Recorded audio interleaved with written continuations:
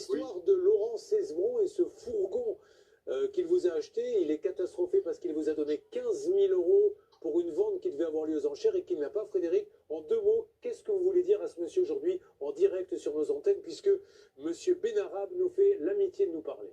Allez-y. Non. Allez-y, Vous êtes sérieux là de passer à la... Mais monsieur Cesbron, il sait que je vais lui rembourser ses 15 000 euros. Ah ben, il va vous demander pourquoi, il va vous dire pourquoi il est venu jusqu'à nous. Allez-y. Oui, Frédéric, je suis venu, j'ai demandé de l'aide à Julien Courbet parce que tu me répètes sans arrêt tous les 15 jours que tu vas me rembourser et puis tu me rembourses toujours pas. Il y a toujours une nouvelle excuse. Tu devais vendre le fourgon que tu n'as plus. Il n'y a pas de nouvelle excuse. Mon excuse a toujours été la même. En trésorerie, c'est le bordel total.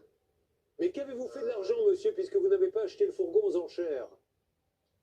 Et si je l'ai acheté aux enchères, c'est que le véhicule lui plaisait pas. Non, mais c'était pas la marque qui vous avait demandé. Au début, il devait acheter un... Non, en fait, celui-là que je devais prendre, je ne l'ai pas eu. Ouais. J'en ai pris un autre. Attends, papa, Oui, mais on ne veut pas de l'autre, monsieur.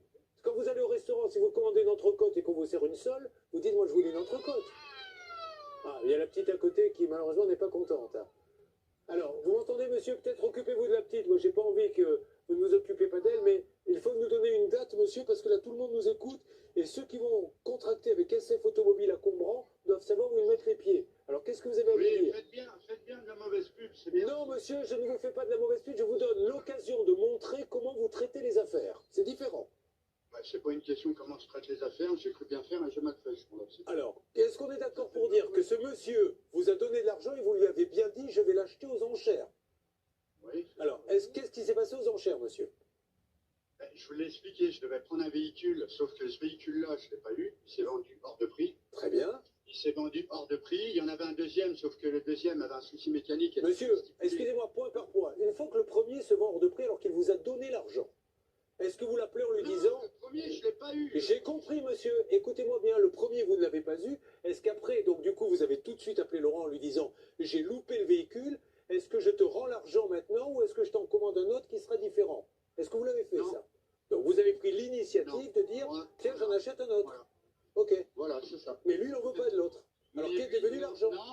Non, il m'a dit, en fait, laisse tomber, déjà Ducato, je suis pas très chaud. Et deuxièmement, j'ai changé de programme, je ne peux pas acheter de camion pour l'instant. Eh ben voilà. Donc l'argent est devenu quoi? Eh bien l'argent, je lui ai dit que quand je vendrai le véhicule... Non, c'est pas ma question. Il est devenu quoi puisque vous n'avez rien acheté? Que j'ai rien acheté. Comment ça? Mais si, j'avais acheté un Ducato. Ah, vous avez acheté un deuxième sur les doigts. Ok, Sylvie Novakovic, avocate. Oui, bonjour monsieur, alors c'est très embêtant parce qu'il y a quand même un bon de commande qui précise bien qu'il s'agissait d'un Peugeot Boxer, etc.